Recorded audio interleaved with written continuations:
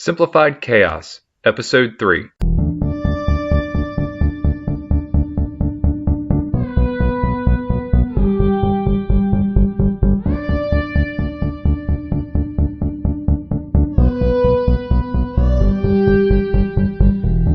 Life is beautiful and full of chaos.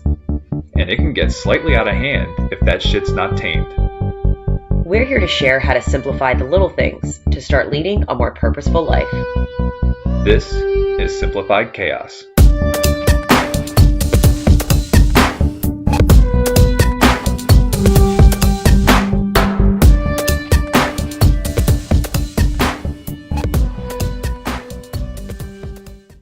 Hey, our lovely listeners. This is Jillian, and I'm joined by my co-host and my husband, Nicholas. What's going on, folks? And Lucille is here again, our beautiful, almost 7-month-year-old daughter, and she's feeding again. Breastfeeding is life right now, and I'm kind of digging it. Pretty soon she'll start contributing to this podcast. Yes, perhaps, maybe with gagas and farts and all fun bodily function noises, hopefully. But I want her to be our third sidekick eventually. Oh, that's kind of cute. Yeah, it will be. I like thinking about that. Cool. We got some ways to go. I dig it. Yep, that's just going to show you how long we expect to do this podcast. But anyways, Jill, I'm feeling grateful. Feeling very grateful for civility. Civility. Yeah. I love that I really never know what you're going to say for these segments. We keep it a secret, so it's always new and exciting when you do tell it to me. So you're like, where am I going with this? I'm like, civility. I don't even understand what you mean by civility. Civility. So we're from the Baltimore area. Yes, we are. Many of us are Ravens fans, me in particular. Okay. And I just want to say, last week I saw a beautiful thing. Went and saw the Ravens play against the Browns. If they won, then they were in the playoffs. Okay. And if the Steelers won their game and they and the Ravens lost, then the Steelers would have made the playoffs. So went out with a buddy, went to a bar. Okay. Nice sports bar. And we walked in and it's packed. I mean, it's a brand new sports bar. This place is, just everyone's there. And we're like, man, we may actually have to go to another place to watch the game. Luckily, we got there about 25 minutes before the game. So if we needed to go somewhere else, we could have. So we're walking around, and all of a sudden, this guy who's wearing a Steelers jersey, a Jerome Bettis jersey, it's both black and white, absolutely. He points to us and said, hey, you guys, want these seats? I'm getting ready to go sit in the restaurant part of it with some friends. And, we came over and we're like, thanks, man. It was really nice of you. And he's like, I'm just really trying to get some good luck for the Steelers here. So the nice thing was there was some other instances where Ravens and Steelers fans came across each other and everyone was very cordial. It was very civil. And when playoffs are on the line, and particularly when you're in a bar setting, usually doesn't happen. There ends up being a fight or something like that. Yeah. Or at least they're talking trash to each other and it makes the experience less enjoyable. So it was actually really nice being in that environment. And there was other games going on too, where Cowboys and Giants fans were watching the game together, and they were fine. It was a big game, but wonderful. It was nice to see that actually, because oftentimes we see on social media other fans beating up other fans, and it's not cool. It's mostly just bad stuff that they like to put on there. Yeah. They don't showcase the nice stuff. So exactly. We should have a news feed. Breaking news. Fans from the Steelers are really nice to Baltimore fans. It was great. It was beautiful. It was good to see. Oh, great. Yeah. So, Jill, you feeling grateful? I am. And you probably know what I'm grateful for, even though I haven't told you. But you bought a book from Amazon. And as soon as it delivered, I opened it up and immediately started reading it. I barely broke into it. I know. Because you hogged it from me. And it was such an easy read. And it was so motivating. So I'm feeling grateful for the book, The Life-Changing Magic of Tidying Up. And some of you may have heard of it. It's by Marie Kondo. And it's a new Netflix series too. But I was excited about the book before I found out about the Netflix series. So I started reading it and I didn't even finish maybe 1 or 2 chapters. And I was immediately sparked to do something. As soon as I read it, I said, I need to take action now. Whatever I just read, it makes me want to do something now. And I mean, I thought our house was tidy, but now it's like, man, I could tweak it and our house is even more intentionally set. So it's less stuff to clean up and maintain. And I was just very inspired by that book. And I read the whole thing in probably less than a week. And if anyone needs motivation or help with how to tidy up, how to organize, she is wonderful. And it's very refreshing, her take on just how she takes care of her things. She's very grateful for it. And she thanks the clothes she wears. She thanks the jacket she wears. It's just, we don't do that. We're in a rush all the time that we don't actually think about, look at our home and just sit down and say, wow, I am so grateful for the home I live in. I am thankful for the jacket that is protecting me in this weather. So the fact that she just slows it down and just gives you really quick, easy fixes. I shouldn't say easy fix. It's a lot of hard work if you have a lot of stuff. Right. But her methods work. And so far, I'm loving the benefits. Absolutely. I think I loved it because you loved it, and I wanted to read it anyway. And we really took action, and the last 2 weekends we've really tackled some of the areas of areas that she's pointed out that you can start tidying up in your household. And I think we've done a good job over the last couple of years of just kind of getting rid of stuff that we're not needing. But obviously we're not there yet. And that book kind of opened our eyes to some more things that we can get rid of and just simplify our lives so that we can do the things that we love doing. So we're putting in the work now so that we can benefit from it later.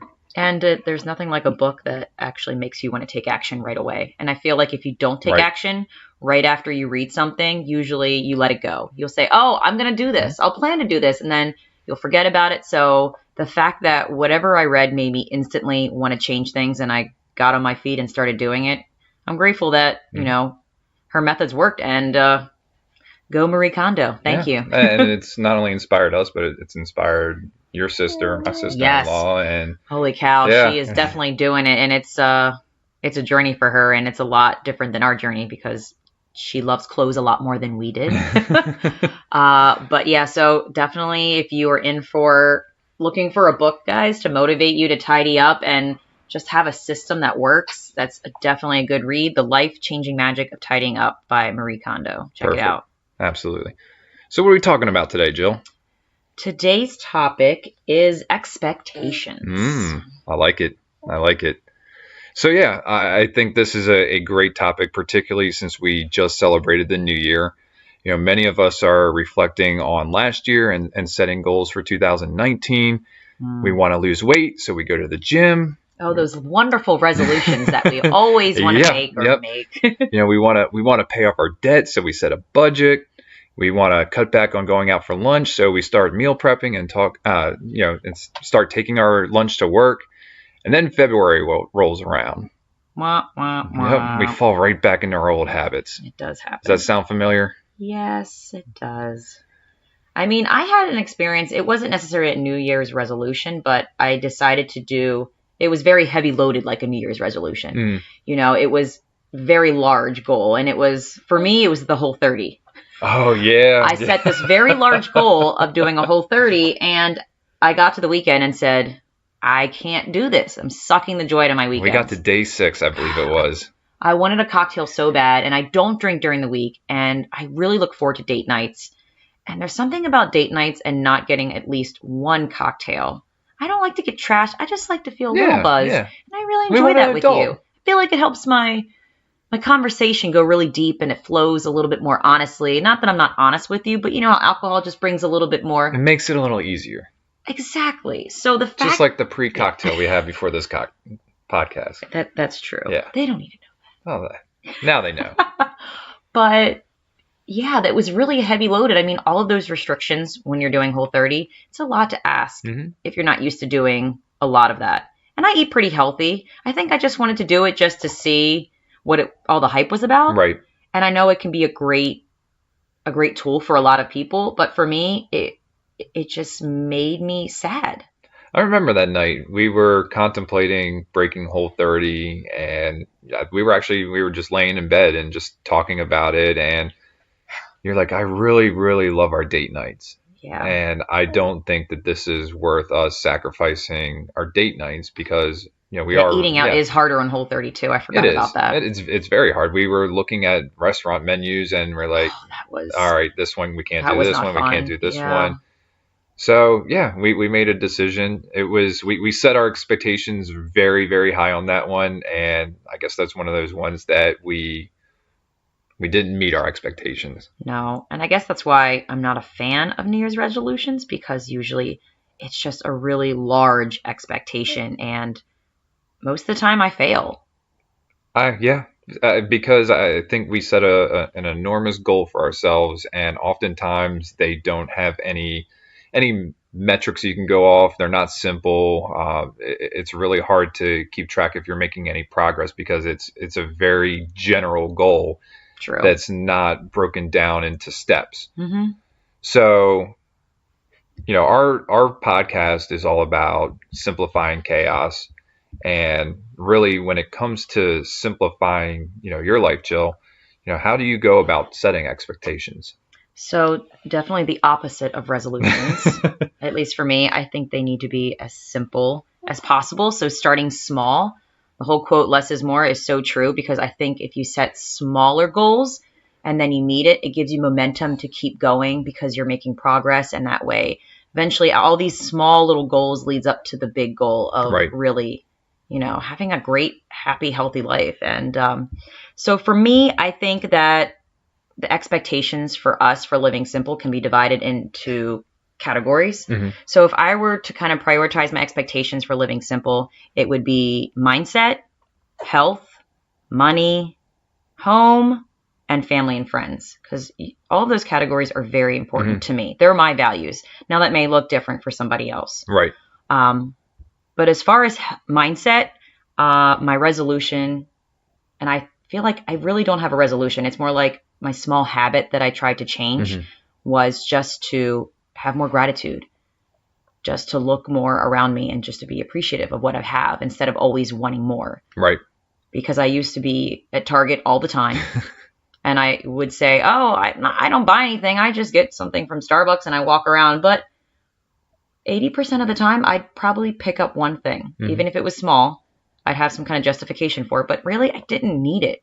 No, and if it wasn't for something for you, you would do something very selfless and you would get something for me because you like the way I look in certain clothes. And you're like, I was just moseying around Target and I saw this, thought of you, thought it would look good on you.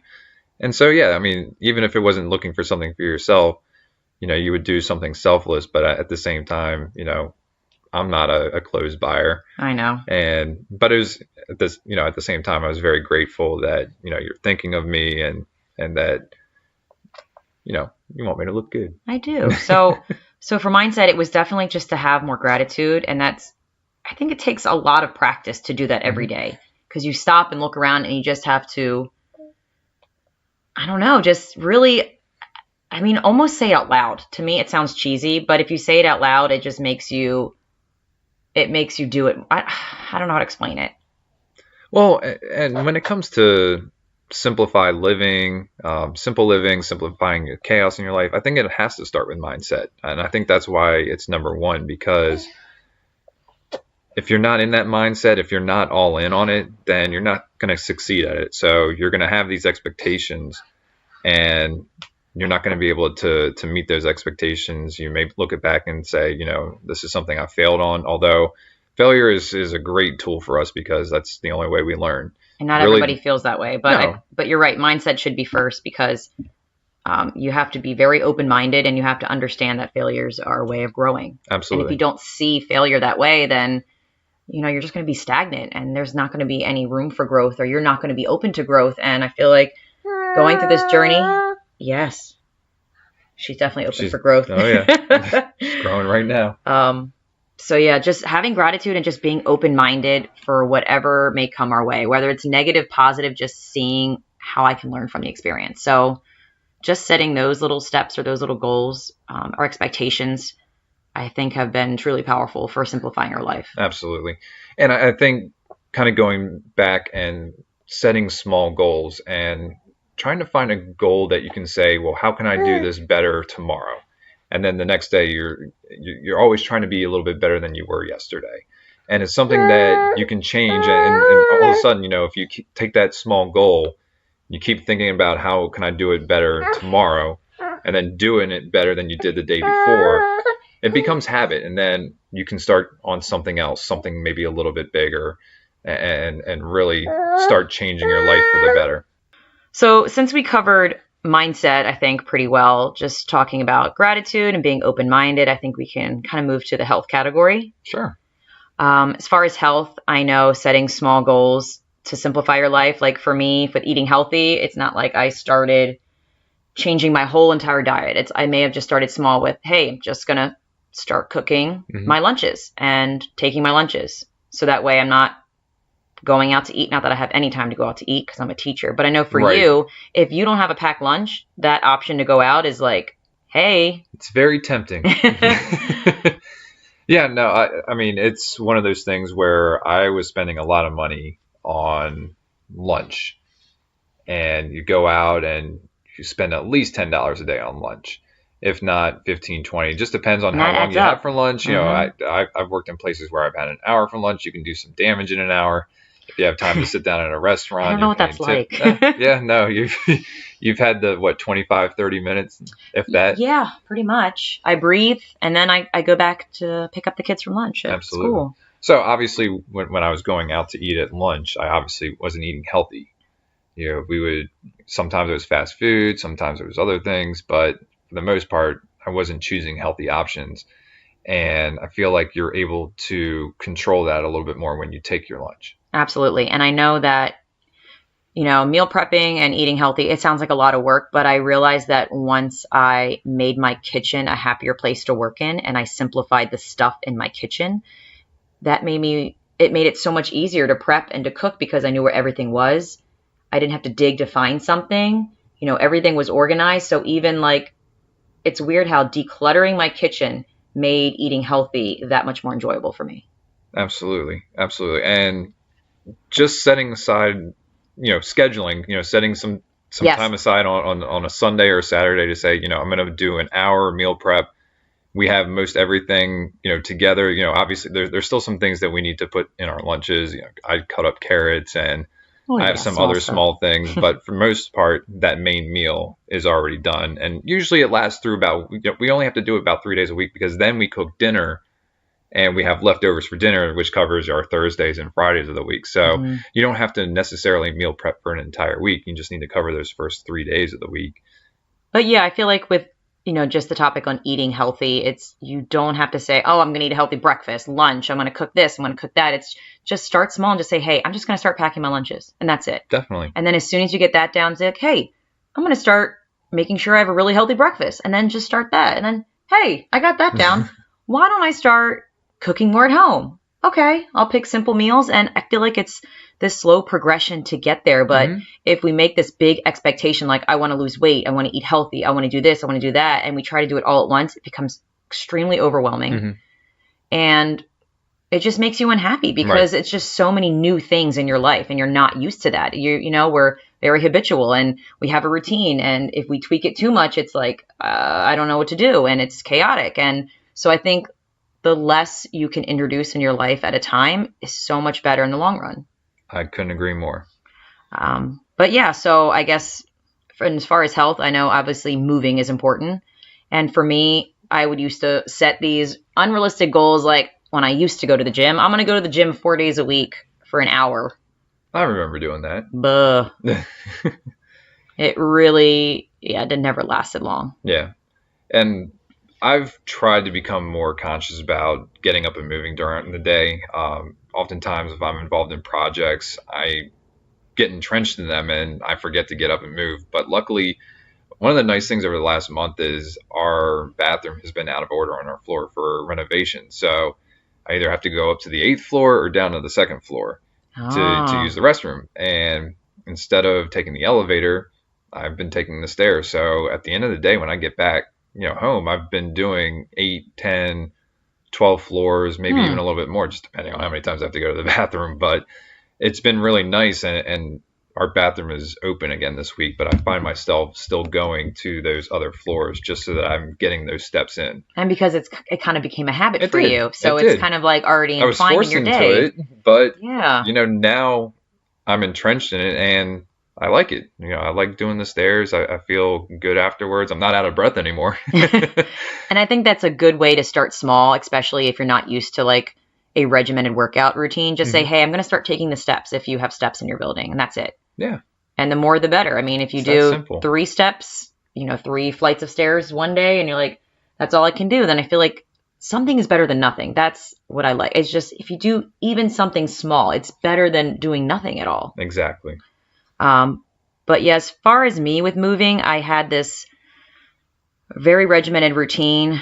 If you listen to the first episode, I was really doing a lot of high intensity workouts. And now that I've had Lucille, it just doesn't work for my life right now. So I feel like setting expectations that are small and that fit for the season of life you're in is so important, because this season of life right now, I just want to be on the floor with Lucille. I want to watch what she does. She's developing so many things right now, and I don't want to miss it. Right. So the fact of like the idea of leaving her to go to a gym or to go to a class right now, as much as I would like to do that, I feel like I would miss something. And it's not that I know I'm going to miss things eventually, but right now in this stage of development, I'm just so excited to see what she's going to learn to do next that I don't want to miss a thing, especially working full time.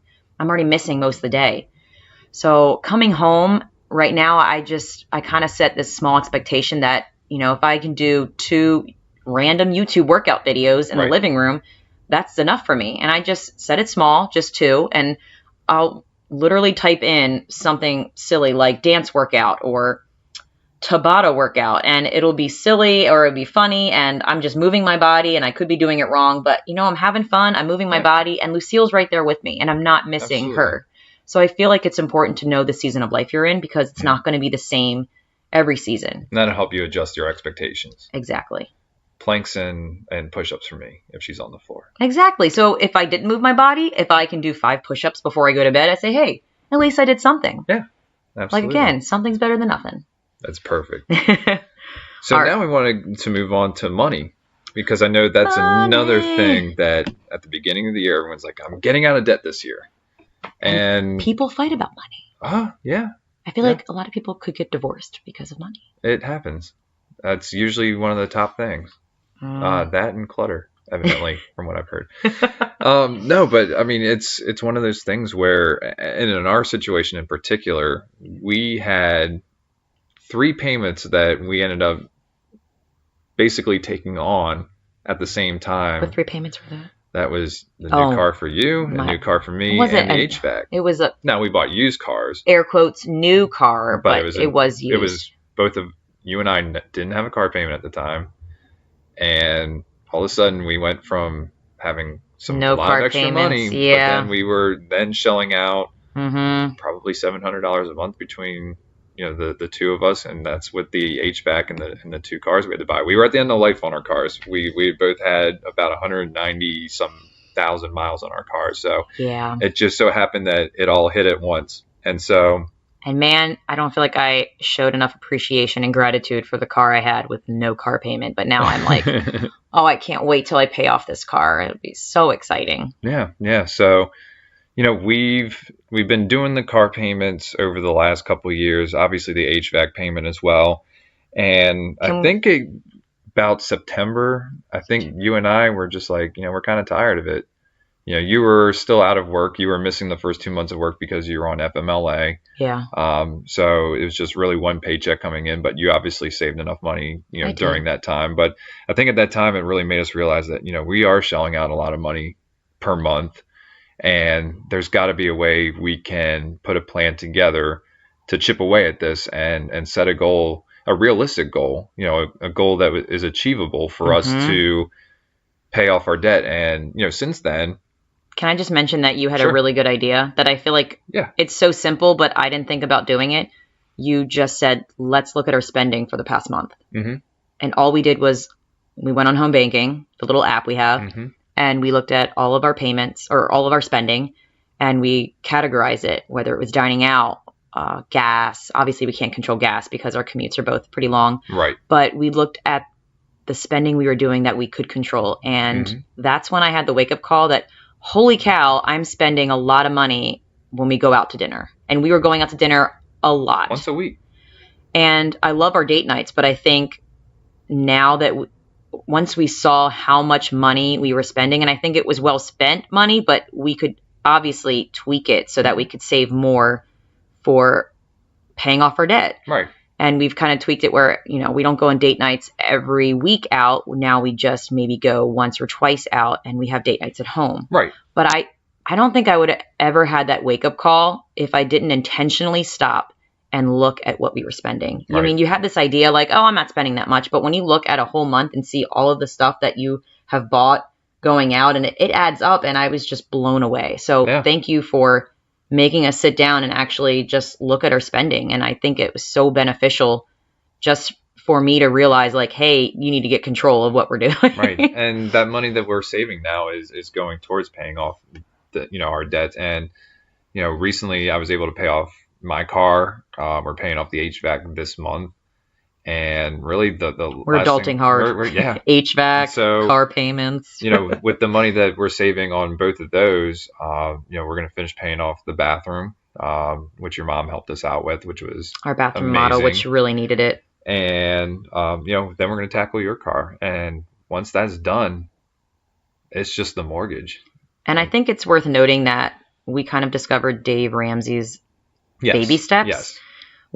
And actually, before you get into that, we're going to cover a full financial podcast and a lot of these topics that we're covering. It's worth diving into. We're going to dive really deep into those on some future episodes. But if you haven't heard of Dave Ramsey's 7 baby steps to helping you pay off debt, I mean, I haven't bought any of the books. I haven't really watched too many of the videos, but I will say just looking at the steps, it makes perfect sense, and it simplifies how to pay off debt so well.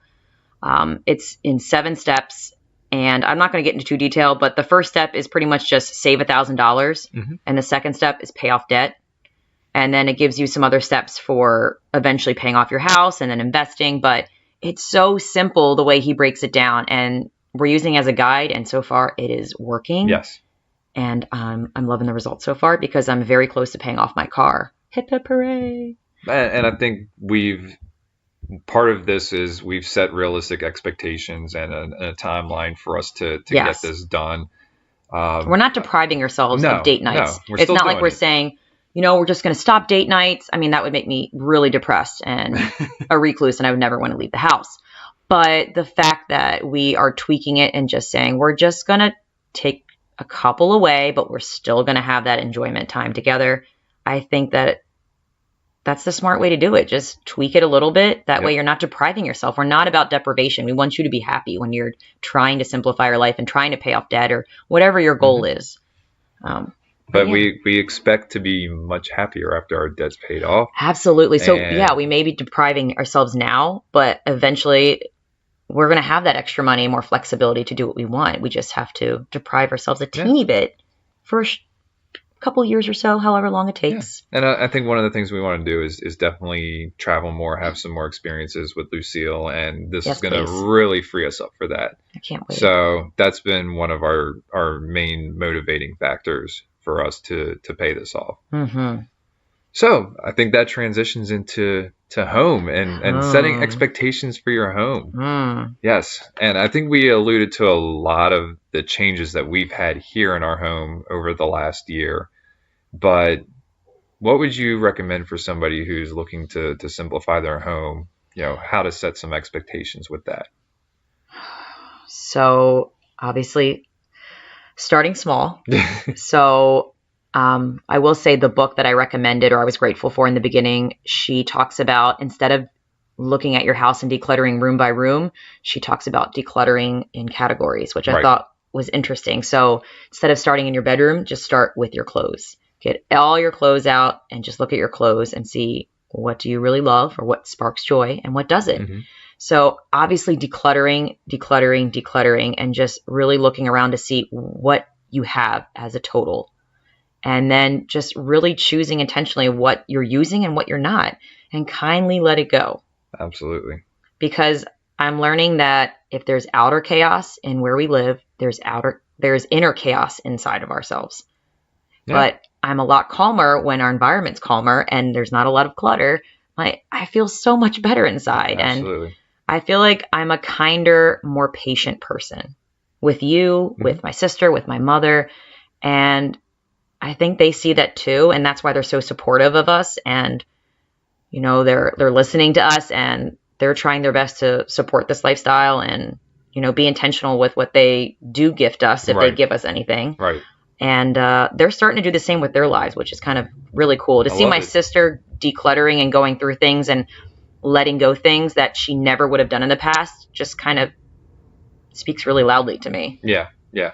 And I think one of the nice things, and I said it this morning, we had some guests over for breakfast, and we had some cleaning up we had to do. There was a little bit of clutter out, but it was done within a half an hour. Oh my And gosh. that was just that included vacuuming and just doing some small dishes that were out. Yes. So I mean, it was really easy for us to get our house ready this morning for company. So that was another reason, and so again, I think it's been easy for us because we've been constantly.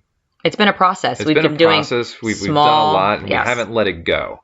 No, And I think that's we what haven't some of given up. Yeah, but I think a lot of people tend to give up pretty easily when they don't get the results they get right away. So That instant gratification. yeah. So chipping away at it may work for some people, but going all in And just getting it done getting and it all in done one is the other swoop. way. So it really just depends on you. You know yourself the best, and Mhm. if you can consistently keep up with getting rid of something in your house and getting rid of the clutter and keeping it clean, then you can probably chip away at it. But if you're one of those people who needs that instant gratification and needs like the slap in the face, then you may want to go a little bit more balls to the wall when it comes to that. And I feel like it's a process that it never does stop. It just gets easier. So It does. when we first started decluttering and like getting rid of the things that didn't bring us joy or didn't have a purpose, it was very overwhelming because we had so much stuff. But now that we have gotten rid of the big things and a lot of the little things, when we do declutter or we do get rid of things, it's so less stressful. Like I had to go into Lucille's room and just, see what was in her drawers, see what doesn't fit her anymore. And it only took me about half an hour to just take out some things that I could donate that someone else could get good use out of because she doesn't fit into it anymore. Right. But instead of letting that build up like I would used to and just hold on to things and be like, oh, maybe one day, I'm just kindly letting it go. And it feels so much better because when she gets new things in, she has space for it. Absolutely. And it doesn't take that much time. It's just a little bit each day. And I am impressed with the outcome so far. And in a future episode, I will teach you guys how to kindly let your stuff go to other people on Facebook and Let Go and some of the other marketplaces. And I will say, since we are talking about expectations, is when I went in to start selling on Let Go and Facebook, I didn't know what my expectations were. I thought things would go really quickly, or it may just take forever. And it's been kind of a mixed bag. But I think it's exceeded my expectations because I've met some really great people who cherish the I items. never thought about No, it's that been great. aspect of it. I just kept thinking, like, how much money are you going to make? But That's not even about that. we have met wanna some find really good nice people. and exactly.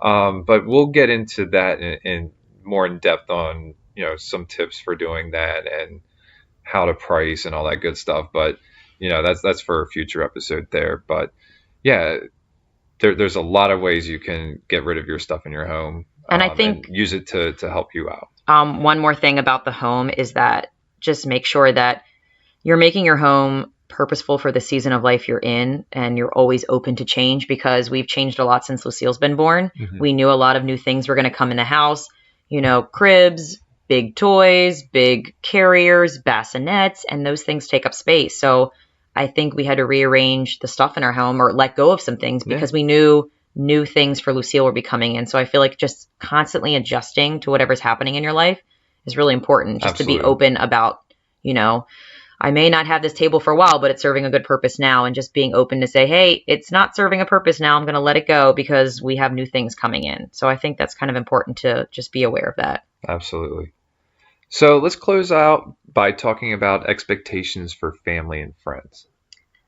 Family and friends. I think now that we've simplified so much of our life, you realize the friends and family that support you through this, and you realize the friends and family that don't. Mm-hmm. And I don't want to say I defriended anybody, but I think you are more purposeful about who you choose to hang out with and who you choose to spend a lot of your time with, because that matters. Your environment matters. Sure. I feel like if you spend time with people who are open-minded and are grateful like you tend to do the same habits. I feel like whoever you're around, those habits tend to, rub off on you, kind of like kids. Yeah. If kids are around a bunch of people that are smoking and they think it's cool because everybody else is doing it, chances are they're probably going to start because they want to fit in. Right. I mean, human nature, we want to belong somewhere. We want to belong in a group. We want to have a sense of community. And I feel like with our family and friends, we're so grateful that I feel like we haven't had to change much because our family and friends are very open-minded. They're very grateful. They're very supportive. But I feel like I'm more aware now of the people I let in my life and the people that I don't. Yeah. So it's kind of opened my eyes to that. One of the nice things, and again, I think it's another reason why we're doing this podcast, is because a lot of people are interested in what we're doing and they ask questions. And because they're asking questions, that means they're open to new ideas and new ways about doing things. And it's nice to kind of show them and let them into our life, so to say. And say, it's kind of scary though. It is a little bit, but at the same time, we just want to help people. The information is out there, and sometimes there's just not enough time in the day to get that information. This is what I love about podcasts, is that you can listen to them on demand whenever is convenient for you, whether it's driving to and from work, whether it's taking, Lucille for a walk. I know that's one of the times where you like to listen to podcasts. So, this information's out there, and there's some other great podcasts out there as well. There's books, there's just a lot of resources. But, when people see their friends doing something and it's working for them, it's nice to be able to, say, yeah, and explain to them, what we're doing and offer help, and we're here to help any of our friends who, and anybody out there really, who want to simplify something in their life and just don't know where to start. And we can at least share our experiences with them. I'm more prone to listening to my friends versus a stranger. Not saying that they don't know what they're doing, but when you see your friends are really, benefiting from something, I'm the first to ask, like, what's happening? What's new? And they tell me, and I'm like, wow, that sounds awesome. And I'm going to listen to them, and I'm going to try it because I trust them. Yeah. So, I mean, if our listeners out there are open-minded and grateful and trustworthy, and they're willing to try some of these things too, I mean, and we've had amazing benefits. They're listening to this podcast. I mean, I feel like you can't lose anything. Exactly. We believe in you guys. We're rooting for you. Absolutely. So yeah, I think if there's one take, that we'd like for you guys to take with you on this one, is to, start small with your expectations. And as you see success in them, you can gradually grow to larger expectations, but make sure that you're taking those small steps to get to those larger goals. So, we wish you, all the luck with, your expectations and the goals that you're setting here for 2019. And please don't compare yourself with anybody else. Right. I know there's a lot of social media out there and photos of homes and people's lives, and just focus on you, customize it for you, and just do the darn thing, and try not to compare yourself, because that's just going to bring you down. And I don't want you to go down. I want you to go up, onward and upward. You can do this. If you're going to compare yourself to what you were doing yesterday. That's very wise. I like that. I'll have to use that slogan in my classroom. In a book. Your Ben Stiller impressions are on point. It wasn't good on that one, but they trust usually me, they are pretty good. So anyways, that takes us into the quote of the day by Jill Koselniak. Yay, I love these. So our quote of the day is by John C. Maxwell. You'll never change your life until you change something you do daily. The secret of your success is found in your daily routine. And I think we've talked about that a lot, just starting small and doing one little thing in your life. And it'll eventually change your life, because you'll build momentum and it'll turn into something so much grander than you imagined. So just choose one thing now to change in your routine. It could be just one tiny small thing. And if you like the result it's having, or it's, you're seeing, then you'll be more open to allowing that positive domino effect of new habits entering your life. So I hope you guys enjoy that one. And I guess that's it for today. That's a wrap on episode 3. That's a wrap. Well, I guess we'll see you guys later. Take care. Thank you guys for listening. We'll see you next week. We want to thank everybody for listening today. Please be sure to subscribe and sign up to receive notifications so you know when the next episode is live. If you like today's episode and know someone who could benefit from the topic we covered, please share it with them. And if you have any suggestions for us or want to chime in on today's topic, you can email us at simplifiedchaospodcast@gmail.com, and that's chaos with a K, or send us a comment on Facebook, Twitter, or Instagram. Thanks again for listening, and we will see you